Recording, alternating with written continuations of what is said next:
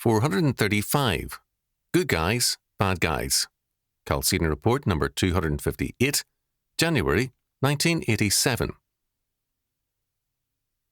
One of the basic facts of life is that there is a moral division in life and men between good and evil.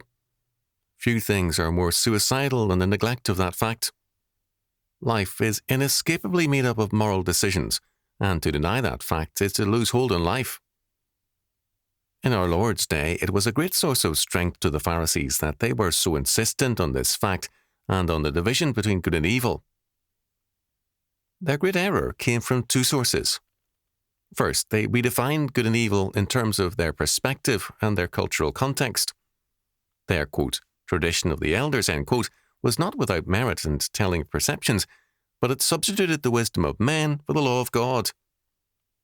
As a result, it deserved a scathing denunciation of Jesus Christ. By their traditions, they made the law of God of none effect. Their second error was to divide men into two classes, the good and the bad, and then to adjudicate virtue to themselves as the good. Our Lord indited the Pharisees' prayer, "I thank thee that I am not as one of these," as epitomizing this evil. The Pharisees saw their moral good as a personal attribute and not as a result of God's grace, His gift. Phariseeism leads to the good guy, bad guy syndrome. Many people, liberals, radicals and conservatives, gain no small following by appealing to people in terms of this syndrome. We are the good guys, they are the bad guys. This is a good fundraising ploy. The barbarians are at the gate. Send us your money and help us fight them. For people to identify their problem thus is a major handicap to solutions. The good guy, bad guy syndrome reduces the answer to problems to a simple dimension. Oppose the bad guys, the Christians, humanists, Marxists, liberals, conservatives, or whatever name one gives to the enemy. Such cheap answers are destroying the world. For example, many people oppose humanism who will not support Christian schools.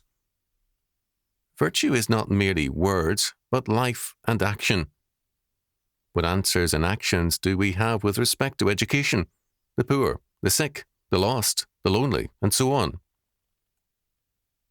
Our Lord says, "By their fruits ye shall know them."